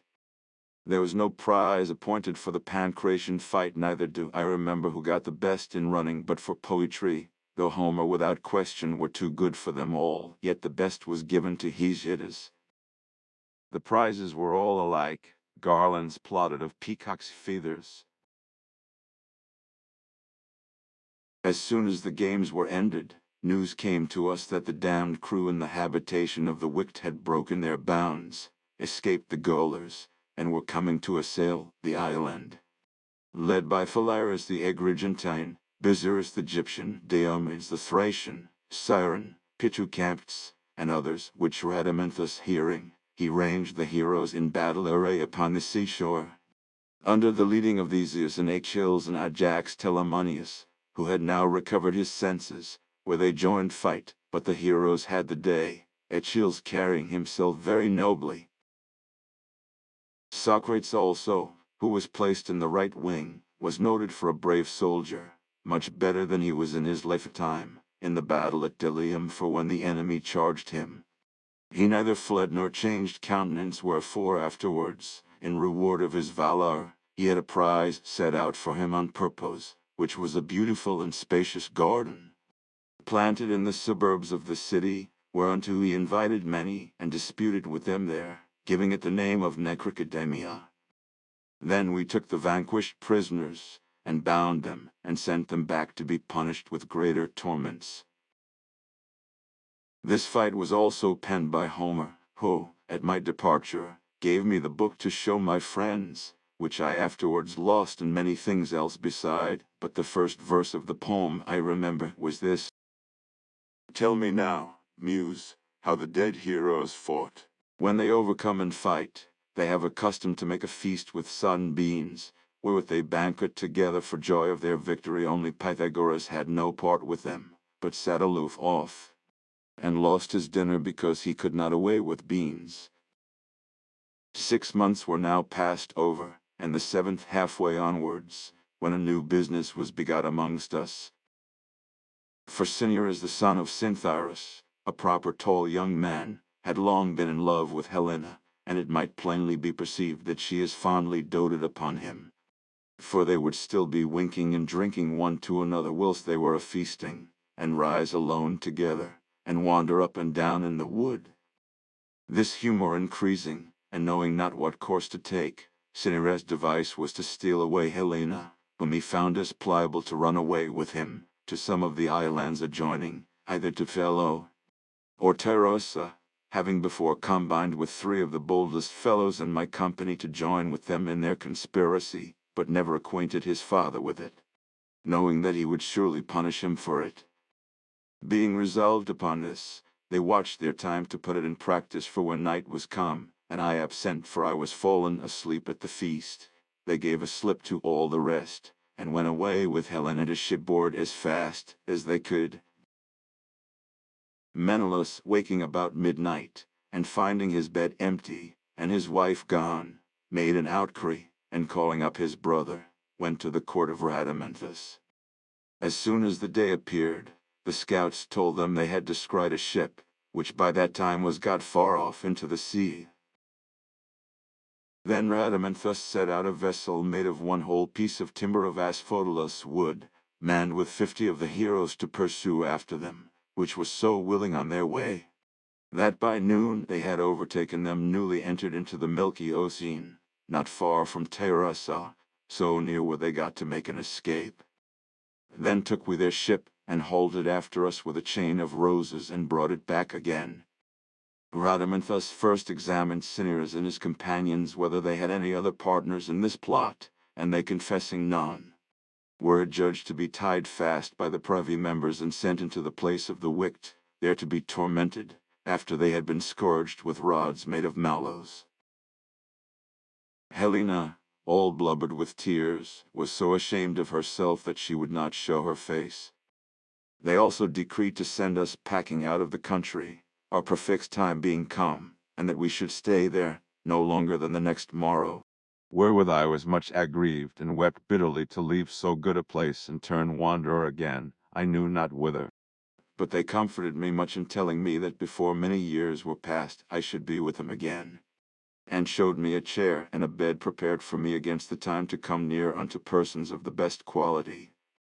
Then went I to Rhadamanthus, humbly beseeching him to tell me my future fortunes, and to direct me in my course, and he told me that after many travels and dangers, I should at last recover my country, but would not tell me the certain time of my return, and showing me the islands adjoining, which were 5 in number, and a 6th a little further off, he said, "Those nearest are the islands of the ungodly, which you see burning all in a light fire, but the other 6th is the island of dreams, and beyond that is the island of Calypso, which you cannot see from hence.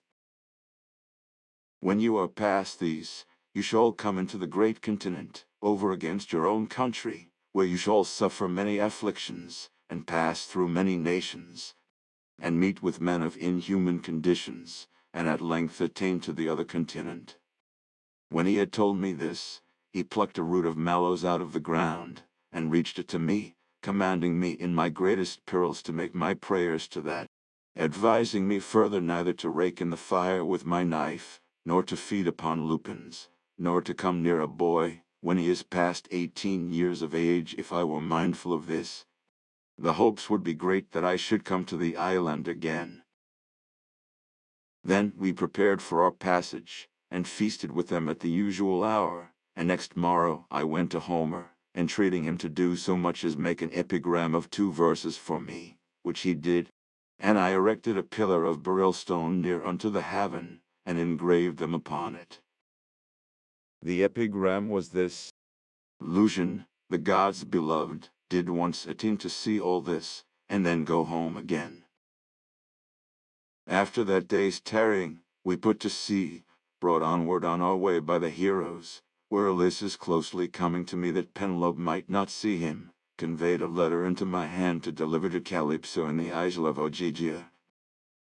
Rhadamanthus also sent Nauplius, the ferryman, along with us, that if it were our fortune to put into those islands, no man should lay hands upon us, because we were bent upon other employments. No sooner had we passed beyond the smell of that sweet odor, but we felt a horrible filthy stink, like pitch and brimstone burning, carrying an intolerable scent with it, as if men were broiling upon burning coals. The air was dark and muddy, from which distilled a pitchy kind of dew. We heard also the lash of the whips, and the roarings of the tormented, yet went we not to visit all the islands, but that wherein we landed was of this form: it was wholly compassed about with steep, sharp, and craggy rocks, without either wood or water, yet we made a shift to scramble up among the cliffs. and so went forwards in a way quite overgrown with briars and thorns through a most villainous ghastly country. And coming at last to the prison and place of torment, we wondered to see the nature and quality of the soil, which brought forth no other flowers but swords and daggers. And round about it ran certain rivers, the first of dirt, the second of blood, and the innermost of burning fire, which was very broad and unpassable, floating like water, and working like the waves of the sea, full of sundry fishes, some as big as firebrands, others of a less size, like coals of fire, and these they call like Nisses. There was but one narrow entrance into it, and 10 men of Athens appointed to keep the door, yet we got in by the help of Nauplius, and saw them that were tormented, both kings and private persons very many, of which there were some that I knew, for there I saw Cinyras tied by private members, and hanging up in the smoke. But the greatest torments of all are inflicted upon them that told any lies in their lifetime, and wrote untruly, as Ctesias the Gnadian, Herodotus, and many other, which I beholding, was put in great hopes that I should never have anything to do there, for I do not know that ever I spake any untruth in my life. We therefore returned speedily to our ship, for we could endure the sight no longer, and taking our leaves of Nauplius, sent him back again. A little after appeared the Isle of Dreams near unto us, an obscure country and unperspicuous to the eye, endued with the same quality as dreams themselves are, for as we drew, it still gave back and fled from us, that it seemed to be farther off than at the first, but in the end we attained it and entered the heaven called Hypnus, and adjoined to the Gate of Ivory, where the temple of Electrium stands, and took land somewhat late in the evening. Entering the gate we saw many dreams of sundry fashions, but I will first tell you somewhat of the city, because no man else hath written any description of it, only Homer hath touched it a little, but to small purpose. It is round about environed with a wood, the trees whereof are exceeding high poppies and mandragoras, in which an infinite number of owls do nestle, and no other birds to be seen in the island. Near unto it is a river running, called by them Nyctoporus, and at the gates are 2 wells, the one named Negretus, the other Panicia. The wall of the city is high and of a changeable color, like unto the rainbow, in which are 4 gates, though Homer speak but of 2, for there are 2 which look toward the fields of sloth. The one made of iron, the other of potter's clay, through which those dreams have passage that represent fearful, bloody, and cruel matters. The other 2 behold the heaven and the sea, of which the one is made of horn, the other of ivory, which we went in at. As we entered the city, on the right hand stands the temple of the night, whom, with Electrium, they reverence above all the gods, for he hath also a temple built for him near unto the heaven. On the left hand stands the palace of sleep, for he is the sovereign king over them all, and hath deputed 2 great princes to govern under him, namely Taraxion, the son of Matagenes, and Plutocles, the son of Phantasion. In the midst of the marketplace is a well, by them called Cariotis, and 2 temples adjoining, the one of falsehood, the other of truth, which have either of them a private cell peculiar to the priests, and an oracle, in which the chief prophet is Antiphon, the interpreter of dreams, who was preferred by sleep to that place of dignity. These dreams are not all alike either in nature or shape, for some of them are long, beautiful, and pleasing, others again are as short and deformed. Some make show to be of gold, and others to be as base and beggarly. Some of them had wings, and were of monstrous forms, others set out in pomp, as it were in a triumph, representing the appearances of kings, gods, and other persons.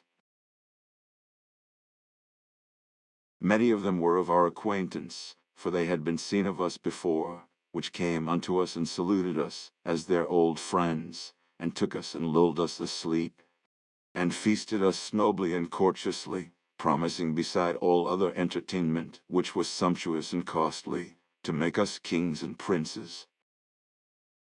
Some of them brought us home to our own country to show us our friends there, and come back with us the next morrow. Thus we spent 30 days and as many nights among them, sleeping and feasting all the while, until a sudden clap of thunder awakened us all, and we starting up, provided ourselves of victuals, and took sea again, and on the 3rd day landed in Argegia. But upon the way I opened the letter I was to deliver, and read the contents, which were these: Ulysses to Calypso sendeth greeting. This is to give you to understand that after my departure from you in the vessel, I made in haste, for myself, I suffered shipwreck, and hardly escaped by the help of Leucothoe into the country of the Facts, who sent me to mine own home, where I found many that were wars to my wife, and ravenously consumed my means. But I slew them all, and was afterwards killed myself by my son Telegonus, whom I begat of Circe, and am now in the island of the blessed, where I daily repent myself for refusing to live with you, and forsaking the immortality proffered me by you. But if I can spy a convenient time, I will give them all the slip, and come to you. This was the effect of the letter, with some addition concerning us, that we should have entertainment, and far had I not gone from the sea, but I found such a cave as Homer speaks of, and she herself working busily at her wool. When she had received the letter, and brought us in, she began to weep and take on grievously, but afterwards she called us to meat, and made us very good cheer, asking us many questions concerning Ulysses and Penelope, whether she was so beautiful and modest as Ulysses had often before bragged of her. And we made her such answer as we thought would give her best content in departing to our ship, reposed ourselves near unto the shore, and in the morning put to sea, where we were taken with a violent storm, which tossed us 2 days together, and on the 3rd we fell among the Colosynthoperetans. These are a wild kind of men, that issue out of the islands adjoining, and prey upon passengers, and for their shipping have mighty great gourds 6 cubits in length, which they make hollow when they are ripe, and cleans out all that is within them, and use the rinds for ships, making their masts of reeds, and their sails of the gourd leaves. These set upon us with 2 ships furnished and fought with us, and wounded many, casting at us instead of stones the seeds of those gourds. The fight was continued with equal fortune until about noon, at which time, behind the Colosynthoperetans, we espied the Carionodans coming on, who, as it appeared, were enemies to the other.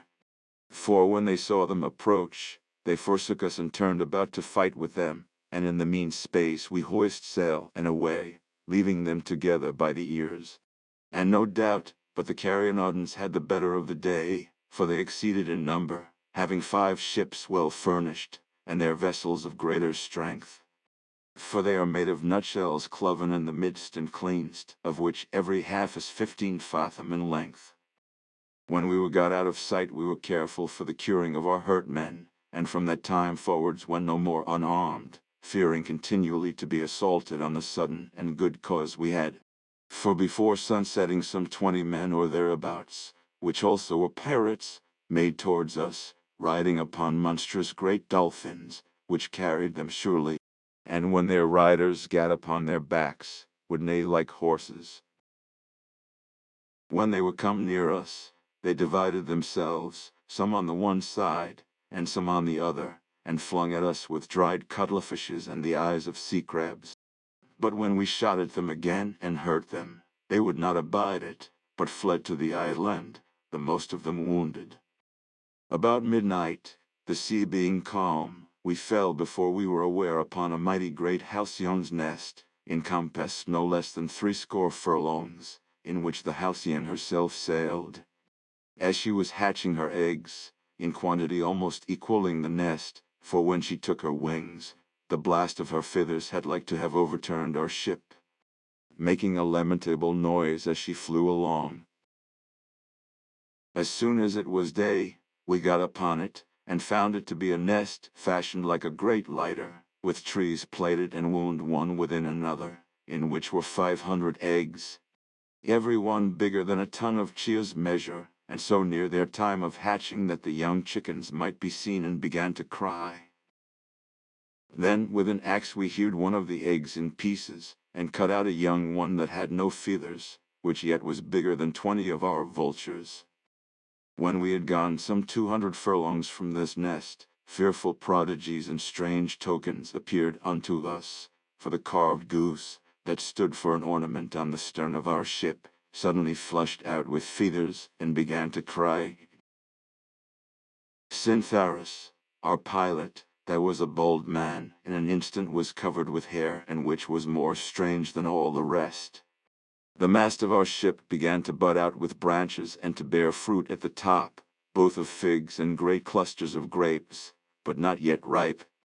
Upon the sight of this we had great cause to be troubled in mind, and therefore besought the gods to avert from us the evil that by these tokens was portended.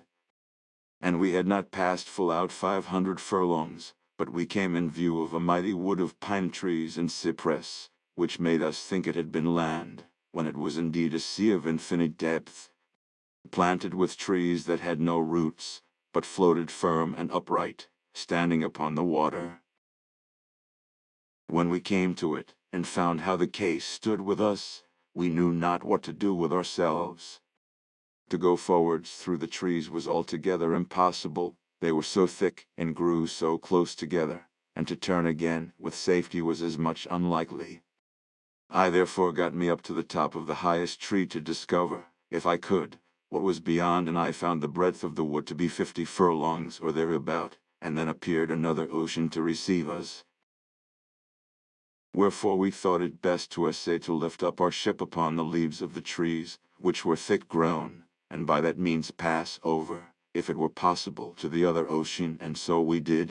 For fastening a strong cable to our ship, we wound it about the tops of the trees, and with much ado poised it up to the height, and placing it upon the branches, spread our sails, and were carried as it were upon the sea, dragging our ship after us by the help of the wind which set it forwards.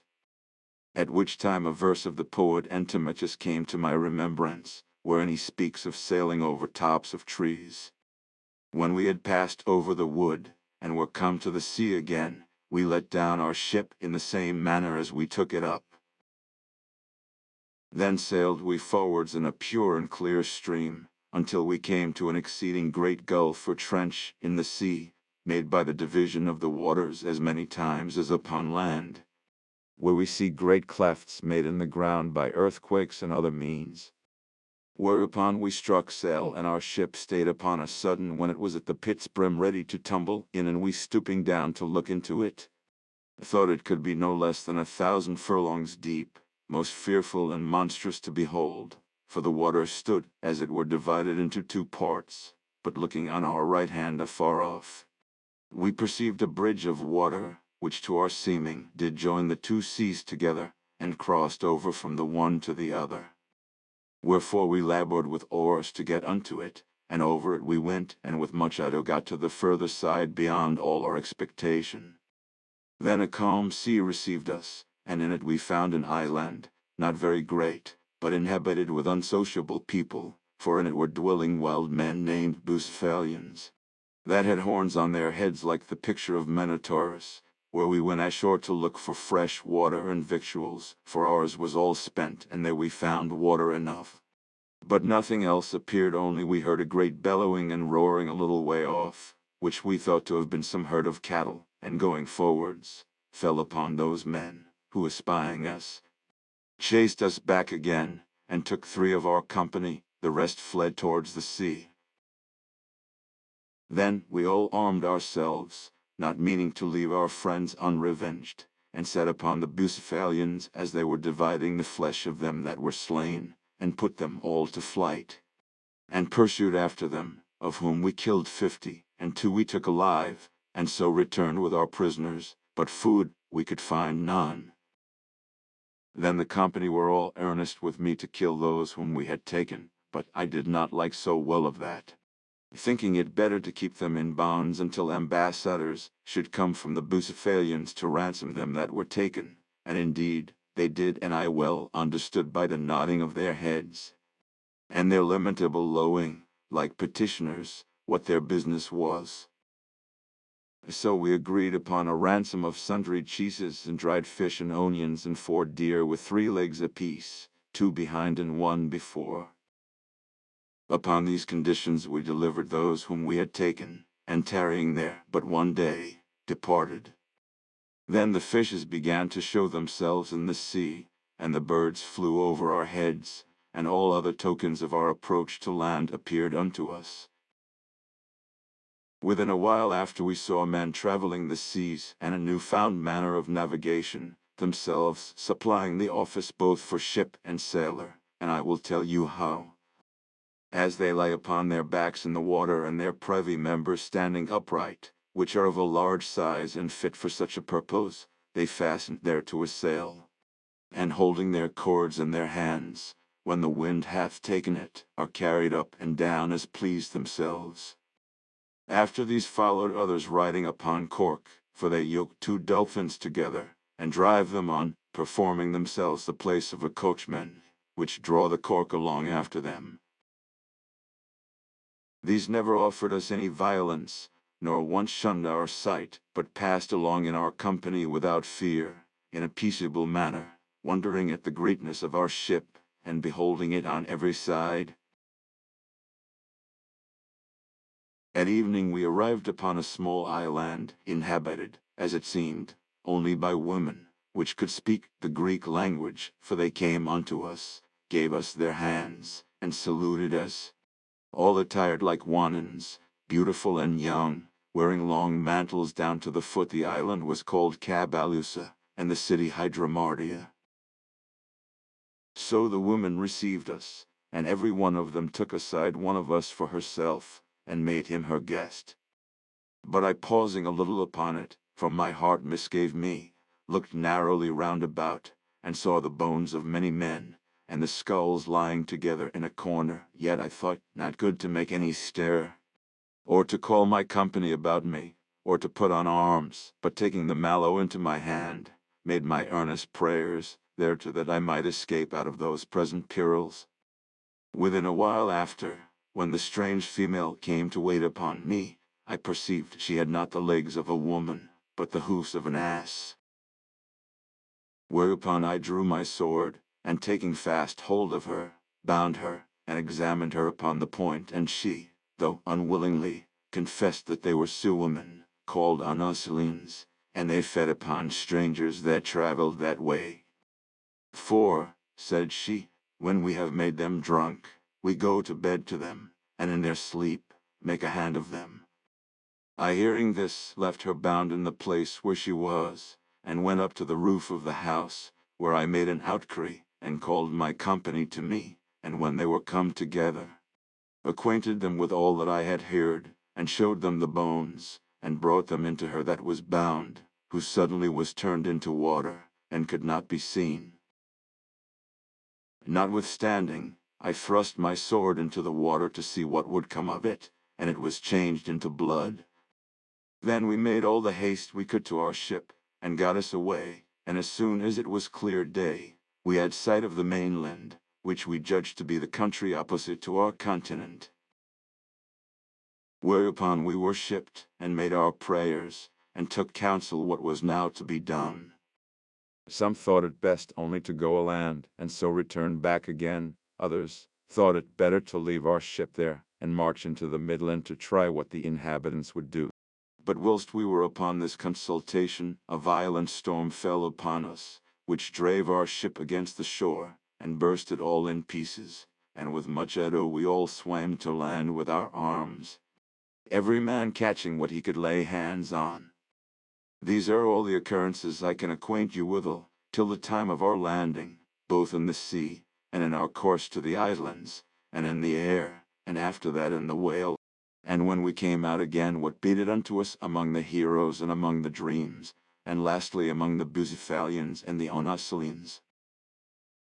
What passed upon land the next book shall deliver.